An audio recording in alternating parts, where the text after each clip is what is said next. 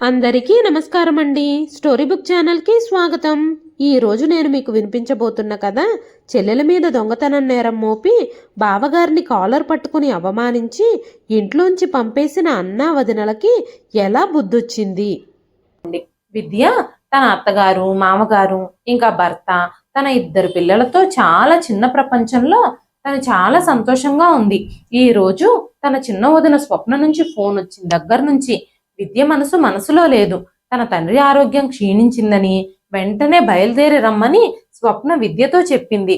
అప్పటి నుంచి విద్య ఆ విషయం గురించే ఆలోచిస్తూ ఉంది.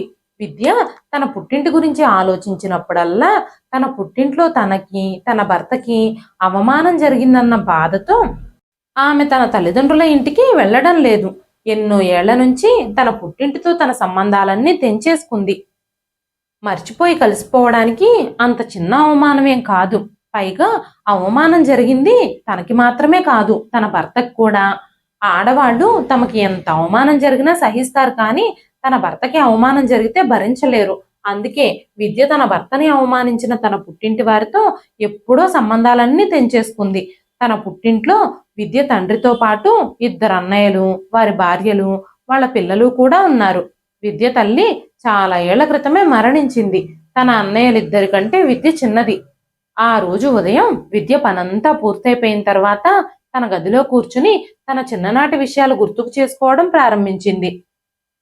రోజంతా పిల్లల అల్లరి గురించి నానమ్మ మాటలతో, అమ్మ కసుర్లు విసుర్లు కోపంతో, పిల్లల మీద ఎవరెన్ని కంప్లైంట్లు చేస్తున్నా రఘురాం గారు ఎప్పుడూ ప్రశాంతంగా ఉండేవారు. లేదంటే తనకి కంపెనీలో ఉన్న చిన్న సాధారణ ఉద్యోగంతో చాలని జీతంతో ఇల్లంతా ఎలా నడిపించాలా అని ఆలోచిస్తూ ఉండేవారు. అలా మౌనంగా ఉండడం వల్ల ఏమీ మాట్లాడుకోకుండానే తల్లిదండ్రులిద్దరూ ఒకరినొకరు ఎలా అర్థం చేసుకుంటారు అనే విషయం విద్యకి అప్పుడప్పుడు అర్థమయ్యేది కాదు. రఘురాం గారిది, జానకి గారిది మధ్యతరగతి కుటుంబమే అయినా వాళ్ళు తమ సంపాదనతో, ముగ్గురు పిల్లలతో చాలా సంతోషంగా ఉండేవారు. విద్య కానీ, తన అన్నయ్యలు కానీ వాళ్ళ బడ్జెట్కి సరిపోని వస్తువులు కావాలని కోరుకున్నప్పుడల్లా అమ్మా నాన్నలిద్దరూ నిస్సహాయ కళ్ళతో వాళ్ళని చూస్తూ ఉండేవారు. అలాంటప్పుడు విద్య తల్లి జానకి గారు పిల్లల్ని తిట్టకుండానే, కోప్పడకుండానే తన మనసులోని మాటలని, తమ నిస్సహాయతని వ్యక్తపరచడానికి ప్రయత్నిస్తూ ఉండేది. వాళ్ళు అడిగిన వస్తువులు మర్చిపోయేలా చేయడం, లేదంటే టాపిక్ మార్చడం, ఇలాంటివి చేస్తూ ఉండేది. రఘురాం గారు పనిచేసే ఆఫీసు ఇంటికి 20 కిలోమీటర్ల దూరంలో ఉన్నప్పటికీ ఆయన సైకిల్ మీద ఆఫీస్కి వెళ్ళొస్తూ ఉండేవాడు. దాని ద్వారా ఆయన బస్సు ఛార్జీల్ని ఆదా చేసేవాడు. తిరిగొచ్చే సమయంలో ఆయన బస్సు ఛార్జీ డబ్బులతో పిల్లలకేమైనా తినడానికి తీసుకొస్తూ ఉండేవాడు. విద్య పెద్దన్నయ్య వినయ్ కూడా కాలేజీ నుంచి వచ్చేటప్పుడు చెల్లికి, తమ్ముడికి జిలేబీలు, సమోసాలు తీసుకొచ్చి తినిపించి వాళ్ళిద్దరినీ సంతోషపెట్టేవాడు. రెండో అన్నయ్య విజయ్ కూడా కాలేజీలోనే చదువుకునేవాడు. రఘురాం గారికి వినయ్ మీద చాలా నమ్మకం ఉండేది. ఎందుకంటే వినయ్ చాలా తెలివైనవాడు, చదువులో ఎప్పుడూ ముందుండేవాడు. అందుకే రఘురాం గారు తన చదువు కోసం చాలా డబ్బులు ఖర్చు పెట్టేవారు.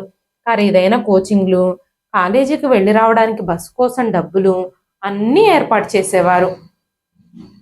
వినయ్ కూడా తన తల్లిదండ్రుల అంచనాలకు అనుగుణంగా వారి కష్టాన్ని ఏమాత్రం దుర్వినియోగం చేయకుండా జీవించేవాడు.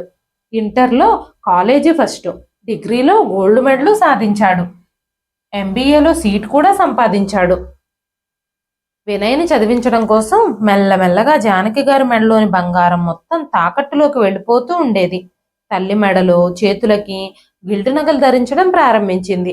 జానకి గారికి ఒక్క బంగారు ముక్కు పుడక మాత్రమే మిగిలింది. కానీ వినయ్ వాటి గురించి అస్సలు ఆలోచించేవాడు కాదు. కానీ మాటల సందర్భంలో అప్పుడప్పుడు తల్లిని ఎగతాళి చేస్తూ ఉండేవాడు. అమ్మా, నీ నగలన్నీ ఏమైపోయాయి? నీకు నగలు చాలా బరువైపోయినట్టున్నాయి. అన్నీ లాకర్లో భద్రంగా దాచిపెట్టినట్టున్నావు అంటూ వెటకారంగా నవ్వేవాడు. కానీ జానకి గారు ఏమాత్రం కోపం తెచ్చుకోకుండా కొడుకుతో జానకి గారు కూడా నవ్వుతూ చెప్పేది, నేను అందంగా నగలని అలంకరించుకోవడం కంటే నా కొడుకుల భవిష్యత్తు అందంగా ఉండాలని ఆశపడుతున్నాను అని చెప్పేవారు. తన కాలేజీ చదువు పూర్తి చేసుకుని క్యాంపస్ సెలక్షన్లోనే ఉద్యోగం సంపాదించాడు వినయ్. వినయ్కి ముంబైలో ఒక మంచి కంపెనీలో ఉద్యోగం వచ్చింది.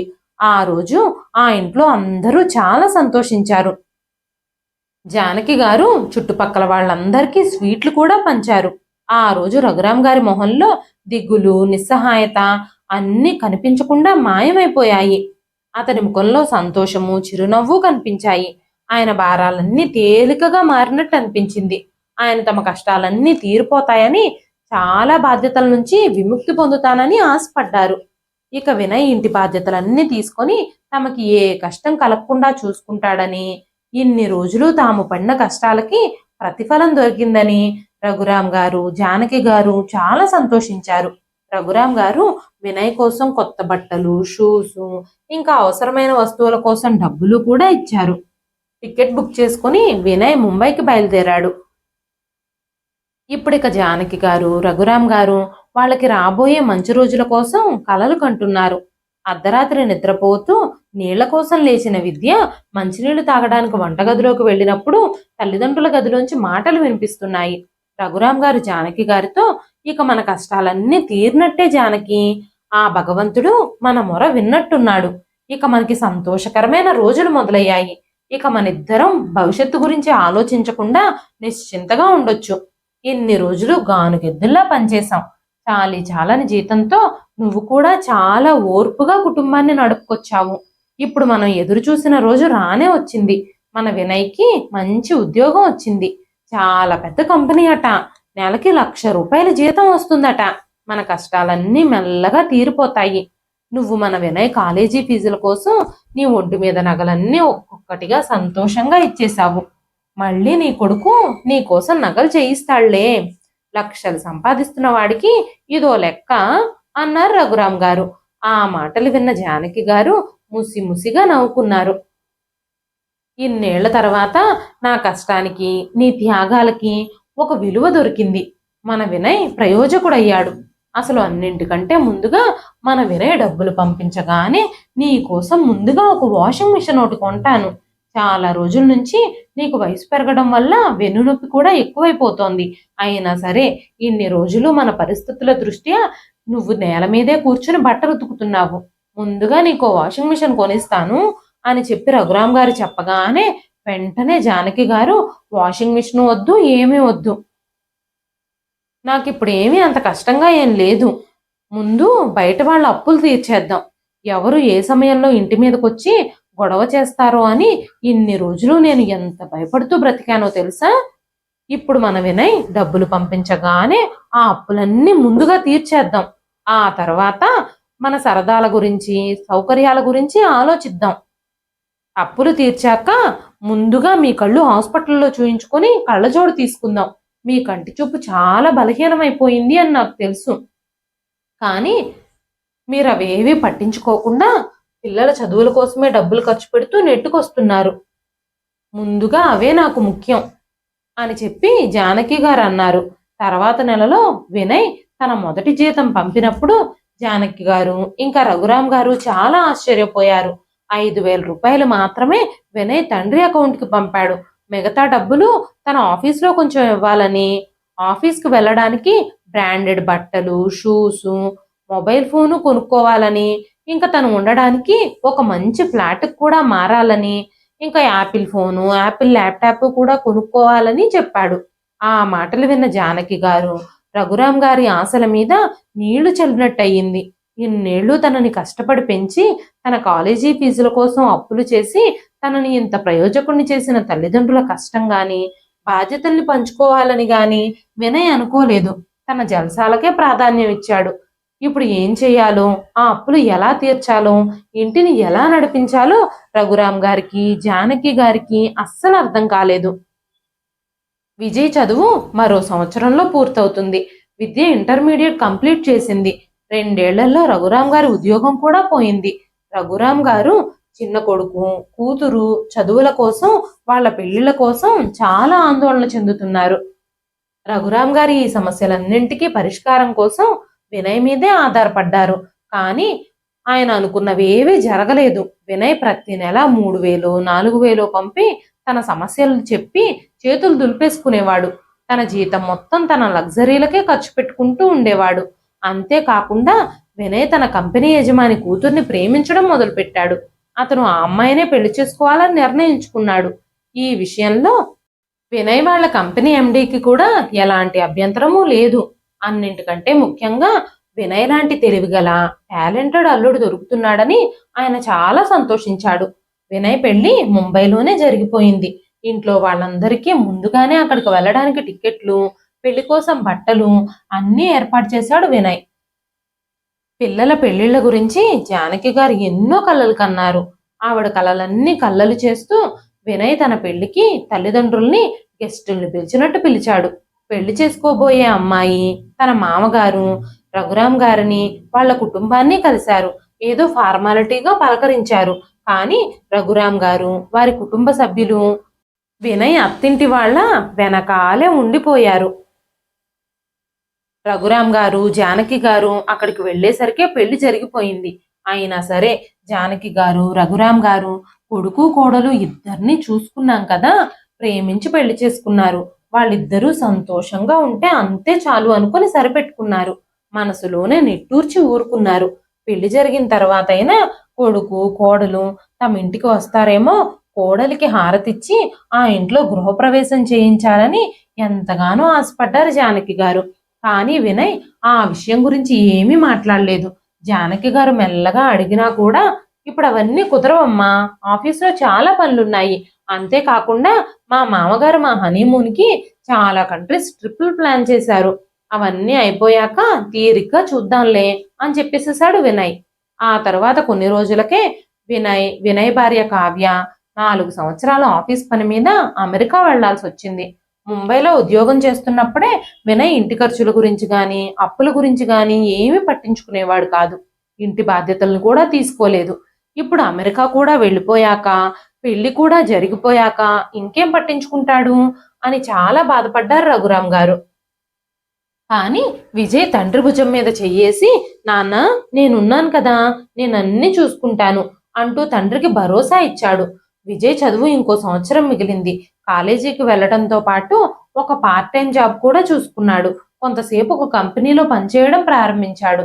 తండ్రి ఆవేదన చూసి విజయ్ తండ్రికి కొంచెం సహాయం చేయడం కోసం ఇంటి బాధ్యతలన్నీ తీసుకున్నాడు. రఘురాం గారు ఉద్యోగం కోల్పోయిన తర్వాత విజయ్ తన చదువు పూర్తి చేసుకుని ఒక కంపెనీకి మేనేజర్ అయ్యాడు. విజయ్ కూడా తన ఆఫీస్లో పనిచేసే స్వప్న అనే అమ్మాయిని పెళ్లి చేసుకున్నాడు. ప్రేమించే పెళ్లి చేసుకున్నా సరే స్వప్న విజయ్ల పెళ్లి పెద్దల ఇష్ట ప్రకారమే జరిగింది. స్వప్న కూడా చాలా మంచి అమ్మాయి. అత్తా మామలకి చాలా విలువిచ్చేది, గౌరవంగా చూసేది. ఉద్యోగం చేస్తున్నా ఏ మాత్రం పొగరు గర్వము లేని అమ్మాయి. చాలా తక్కువ కాలంలోనే ఆ ఇంట్లో అందరితో కలిసిపోయింది స్వప్న. 1 సంవత్సరం తర్వాత విజయ్ స్నేహితుడు రాహుల్ మంచి పొజిషన్లో ఉండటంతో విద్యనిచ్చి పెళ్లి చేశారు. రాహుల్కి అప్పుడే కొత్తగా గవర్నమెంట్ ఉద్యోగం సంపాదించాడు. సొంతంగా ప్రమోషన్ కూడా సాధించాడు. వాళ్ళ కుటుంబం కూడా చాలా మంచిది కావటంతో విద్యకి తన స్నేహితుడినిచ్చి పెళ్లి చేయాలని నిర్ణయించాడు విజయ్. పెద్దలందరూ ఒప్పుకోవడంతో పెళ్లి జరిగింది. అప్పటి వరకు పెద్ద కోడలు కావ్య ఆ ఇంట్లో ఒక్కసారి కూడా అడుగు పెట్టలేదు. ఆడపడుచు పెళ్లికైనా వస్తుందేమో, పెద్ద కోడల్ని అందరికీ చూపించుకోవాలని ఆశపడ్డారు జానకి గారు. కానీ ఆ ఆశ కూడా అడియాసే అయ్యింది. ఆ సమయంలో కావ్య తల్లి కాబోతుంది. దాంతో డాక్టర్ తనకి బెడ్ రెస్ట్ చెప్పారు అని వంక చెప్పి కావ్య పెళ్లికి రావడం మానేసింది. వినయ్ మాత్రమే బలవంతంగా ఏదో తప్పదు, అందరూ ఏమన్నా అనుకుంటారేమో అన్న ఆలోచనతో బలవంతంగా పెళ్లికొచ్చాడు. కానీ పెళ్లి విషయంలో బాధ్యత తీసుకోవాలని గాని, పెళ్లి ఖర్చులకి డబ్బులు ఏమైనా ఇబ్బంది ఉందా అని గాని, తండ్రిని గాని తమ్ముడిని గాని అడగనే లేదు. ఒక గెస్ట్ లాగా పెళ్లికొచ్చి గెస్ట్ లాగానే వెళ్ళిపోయాడు. జానకి గారు మాత్రం తన పెద్ద కోడలు కావ్య కోసం ఎదురు చూస్తూ ఉన్నారు. పెళ్ళైన దగ్గర నుంచి కావ్య ఒక్కసారి కూడా అత్తామామల ఇంటికి రాలేదు. అత్తామామల్ని కూడా వాళ్ళ ఇంటికి రమ్మని వినయ్ ఎప్పుడూ పిలవలేదు. కానీ విజయ్ భార్య స్వప్న మాత్రం అత్తగారితో చాలా చక్కగా కలిసిపోయి ప్రవర్తించేది. స్వప్న ఇంకా విజయ్ తల్లిదండ్రులతోనే కలిసి ఉండేవాళ్ళు. స్వప్నకి విద్యకి మధ్య కూడా చాలా మంచి అనుబంధం ఉండేది. ఇద్దరూ మంచి ఫ్రెండ్స్ లా ఉండేవారు. విద్య పెళ్లి జరిగిన తర్వాత రాహుల్కి ఒక చిన్న ఊరికి ట్రాన్స్ఫర్ అయ్యింది. అప్పుడు విద్య తన నగలన్నీ వాళ్ళ అమ్మ లాకర్లోనే పెట్టింది. మేం మాటి మాటికి ట్రాన్స్ఫర్ల పని మీదే వేరే వేరే చోట్లకి తిరుగుతూ ఉంటాం కదమ్మా, ఈ నగల్ని ప్రతిసారి మాతో ఉంచుకుంటే అంత సేఫ్టీ కాదు, వీటిని నీ దగ్గరే ఉంచమ్మా. నాకేదైనా అవసరం వచ్చినప్పుడు, లేదంటే మేము పర్మనెంట్‌గా ఒక చోటకి వచ్చేసినప్పుడు నేను వీటిని తీసుకెళ్తానని తల్లితో చెప్పి లాకర్ తాళం జానకి గారికిచ్చింది. ఈ విషయాలన్నీ విజయ్‌కి, ఇంకా చిన్న కోడలు స్వప్నకి కూడా తెలుసు. విద్య ఇంకా రాహుల్ పూణేకి ట్రాన్స్ఫర్ అయ్యి చాలా రోజులవుతుంది. కానీ విద్యకి నగలతో ఏం అవసరం రాలేదు. అందుకనే అవి తల్లి లాకర్‌లోనే ఉండిపోయాయి. జానకి గారు అప్పుడప్పుడు విద్యకి ఫోన్ చేసినప్పుడు విద్యతో చెబుతూనే ఉండేవారు. ఇక నీ నగలు తీసుకెళ్ళి నీ దగ్గరే ఉంచుకో అమ్మా. నేను పెద్దదాన్నయిపోయాను. ఇక వాటి బాధ్యత నాకెందుకు? రేపటి రోజులు ఎలా ఉంటాయో ఎవరికి తెలుసు? నీ సొమ్ము నీ దగ్గరుంటే మంచిది అని చెప్పేవారు. కానీ విద్య ఆ విషయాన్ని సీరియస్‌గా తీసుకోలేదు. పర్వాలేదులే అమ్మా. మేమెప్పుడైనా ఇంటికొచ్చినప్పుడు నేను వాటిని తీసుకెళ్తానులే. అందాక ఉండని అని తల్లి మాటల్ని కొట్టి పారేసింది విద్య. అనుకోకుండా ఒకరోజు సడన్‌గా జానకి గారికి హార్ట్ అటాక్ రావటంతో ఆవిడ ఈ లోకాన్ని వదిలి శాశ్వతంగా వెళ్ళిపోయింది. ఆ రోజు పెద్ద కోడలు కావ్య మొదటిసారిగా ఆ ఇంటికొచ్చింది. 15 రోజుల కార్యక్రమాలన్నీ ముగిసిన తర్వాత రఘురాం గారు విద్యతో, విద్య ఇప్పుడు మీ అమ్మ కూడా లేదు. ఇక నీ వస్తువులన్నీ ఇక్కడ ఉంచడం అంత మంచిది కాదు. నీ నగలన్నీ లాకర్‌లోనే ఉన్నాయి. వాటిని లాకర్ నుంచి తీసుకో. నీ దగ్గరే ఉంచుకో అని చెప్పినప్పుడు విద్య తన తండ్రి చేతిలో నుంచి కీస్ తీసుకొని తన దగ్గరే ఉంచుకుంది. మరుసటి రోజు తన ఇంటికి బయలుదేరుతున్నప్పుడు తన తండ్రి ఇచ్చిన కీ సంగతి గుర్తొచ్చింది. తన బట్టలు సర్దుకుంటూ ఉన్నప్పుడు ఆ తాళం చెవి కనిపించగానే వెంటనే విద్య తన తల్లి గదిలోకి వెళ్ళి తన లాకర్ తెరవడం ప్రారంభించింది. అప్పుడు విద్య వాళ్ళ పెద్ద వదిన కావ్య అక్కడికి చేరుకొని, మీ అమ్మ చనిపోయి 4 రోజులు కాలేదు. అప్పుడే నగల కోసం వెతకడం మొదలుపెట్టింది ఈ ఆడపడుచు. పుట్టింటినంతా దోచుకోవడం మొదలుపెట్టేసింది. అయినా అత్తగారి నగలలో మాకు కూడా సమానంగా వాటా వస్తుంది. నీకీ విషయం తెలుసా అంది. కావ్య నోటి నుంచి అలాంటి మాటలు విన్న విద్య చెలించిపోయింది. లేదు కావ్య వదిన, మీరు నన్ను తప్పుగా అర్థం చేసుకుంటున్నారు.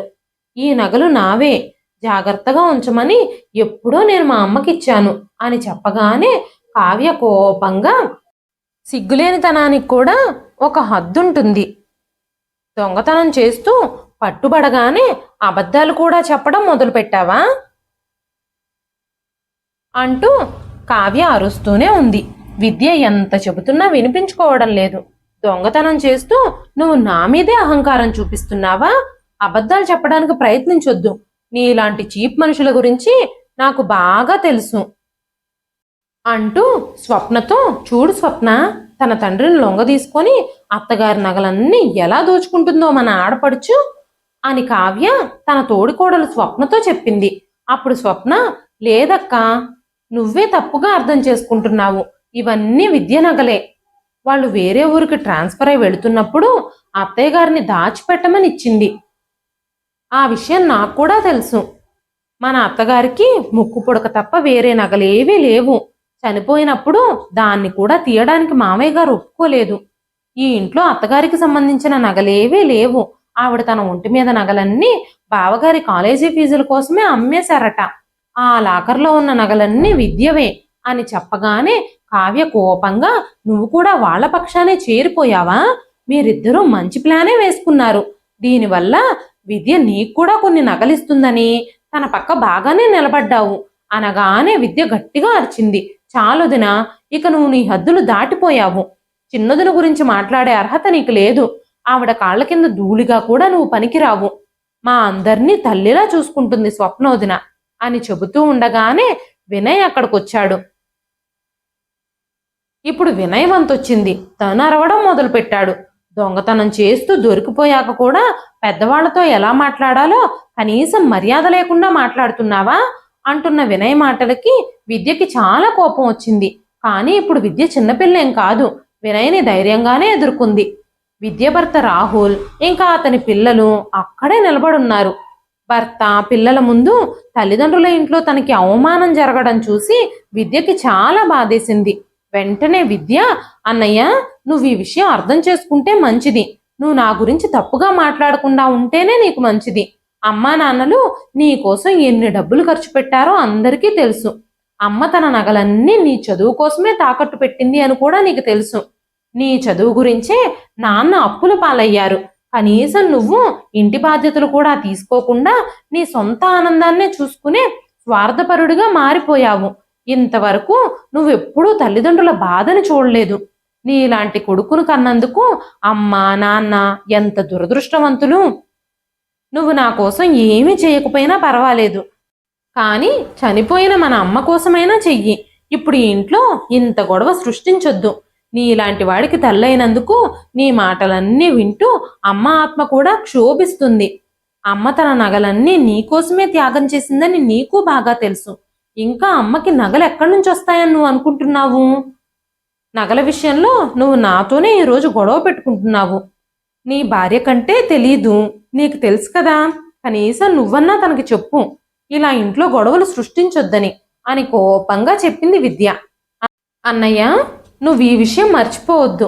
అమ్మా నాన్నని నువ్వు ఎంత బాధ పెట్టావో. పైవాడు అన్నీ చూస్తూనే ఉంటాడు, ఆయనకి పక్షపాతమే ఉండదు. నువ్వు చేసిన క్రియలకి ఫలితం నీకు తప్పకుండా ఇచ్చేస్తాడు. తల్లిదండ్రుల కష్టాన్ని వాడుకొని గొప్పవాడివయ్యాక వాళ్ళ కష్టానికి విలువంటూ లేకుండా చేశావు. నీ లగ్జరీస్తో నువ్వు బతుకుతూ మా కర్మకి మమ్మల్ని వదిలేశావు. ఈ రోజు నువ్వు నీ భార్య హక్కుల గురించి, అత్తగారి నగల పంపకాల గురించి మాట్లాడుతున్నారా? నీకు కూడా కొడుకున్నాడని మర్చిపోవద్దు. రేపు నీ విషయంలో నీ కొడుకు కూడా నువ్వు అమ్మా నాన్నల విషయంలో ప్రవర్తించినట్టు ప్రవర్తిస్తే నువ్వు తట్టుకోగలవా? దేవుడు నా మాటలు నెరవేరకుండా చూడాలి అని నేను కోరుకుంటున్నాను అంటూ విద్య మాట్లాడుతూ ఉండగానే వినయ్ విద్య చెంప మీద లాగి పెట్టి కొట్టాడు.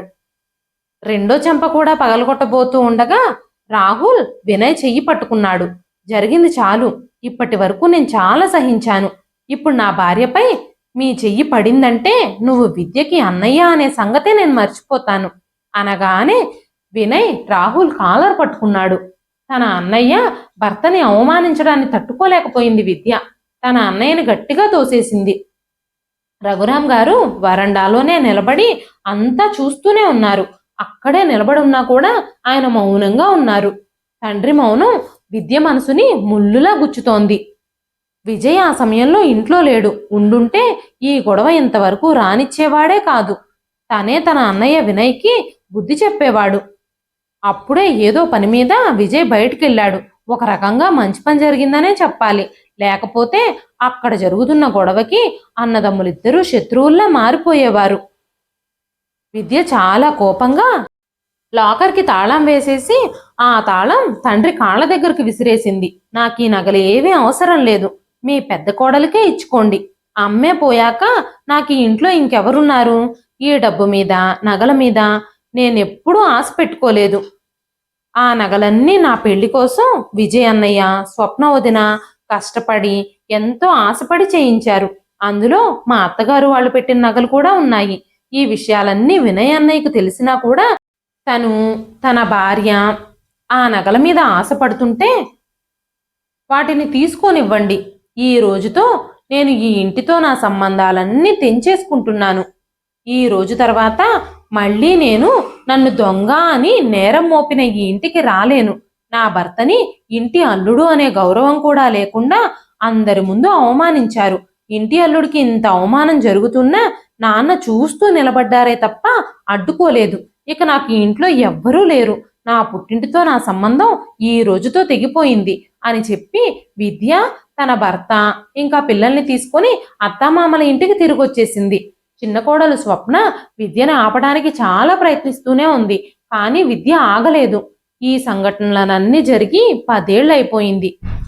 విద్య వెళ్ళిపోయిన తర్వాత రఘురాం గారు చాలాసార్లు విద్యతో మాట్లాడాలని ప్రయత్నించారు.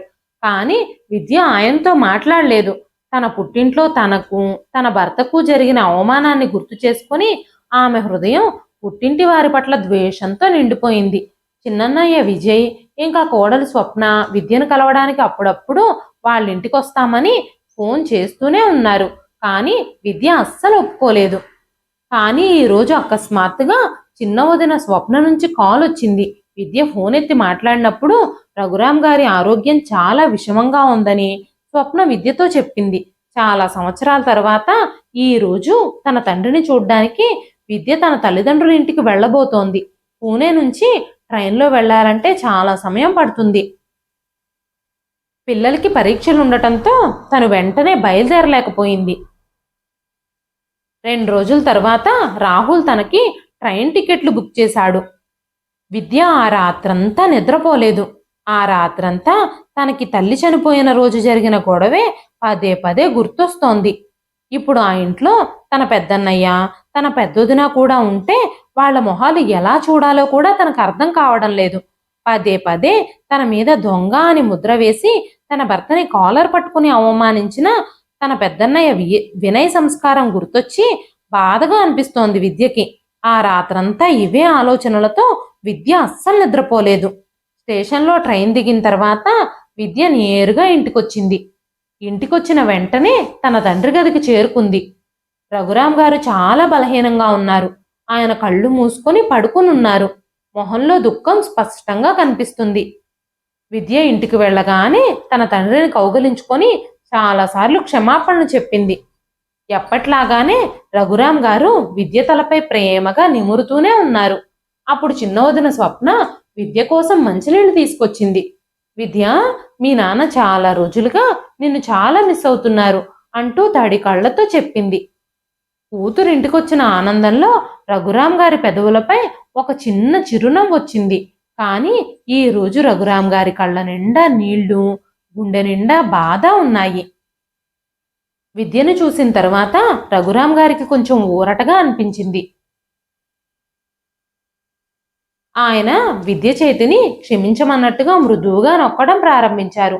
పర్వాలేదు నాన్న, నువ్విప్పుడు ఆ విషయాలు ఏవి ఆలోచించకు అని చెప్పే ప్రయత్నం చేసింది విద్య.